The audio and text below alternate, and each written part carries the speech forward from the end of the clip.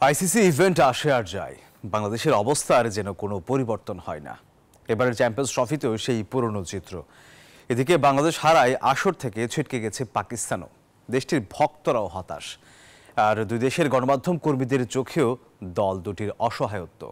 এদিকে ক্রিকেটার মেহেদী হাসান মিরাজ বলেন, আইসিসি ইভেন্টে ভালো না করতে পারার কারণ দেশের উইকেট। পাকিস্তানের রাওয়ালপিন্ডি থেকে শুভ দেবনাথের রিপোর্টে বিস্তারিত। ম্যাচ শেষ, রাওয়ালপিন্ডির স্টেডিয়াম থেকে এক এক করে বেরিয়ে যাচ্ছেন দর্শকরা। বাংলাদেশ নিউজিল্যান্ড নিরুত্তাপ ম্যাচে তারাও যেন হতাশা আরও দীর্ঘ হয়েছে বাংলাদেশের সাথে পাকিস্তানেরও আসর থেকে বিদায়ে। গ্রুপ এ থেকে সেমির মঞ্চে ভারত আর নিউজিল্যান্ড। স্বাগতিক দেশ হওয়ার পরও সেমির আগেই দর্শক পাকিস্তান। বাংলাদেশ জিতলে সুযোগ থাকতো পাকিস্তানের, তাই দর্শকরাও হতাশ।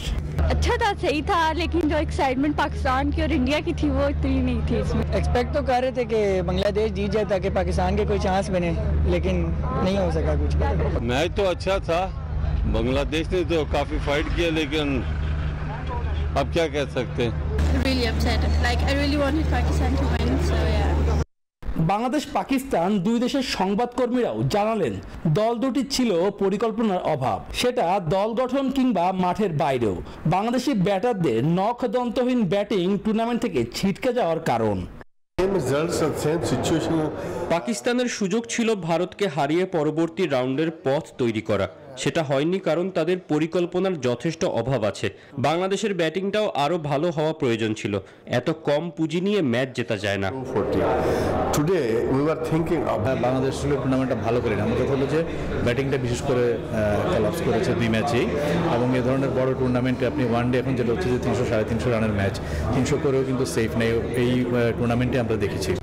টাইগারদের সহ অধিনায়ক মেহেদী মিরাজ আইসিসি ইভেন্টগুলোতে ভালো না করার কারণ হিসেবে দেখছেন দেশের মাটিতে স্পোর্টিং উইকেট না থাকাকে। একটা টুর্নামেন্ট খেলতে আসার আগে কিন্তু ট্রু উইকেট থাকে, সেই ট্রু উইকেটে খেলাটা কিন্তু খুব ইম্পর্টেন্ট। সো আমাদের বেশি বেশি করে ট্রু উইকেটে ব্যাটিং করতে হবে, খেলতে হবে। বৃহস্পতিবার গ্রুপ পর্বে নিয়ম রক্ষার ম্যাচে পাকিস্তানের মুখোমুখি হবে বাংলাদেশ। শুভ দেবনাথ, নিউজ 24, রাওয়ালপিন্ডি, পাকিস্তান।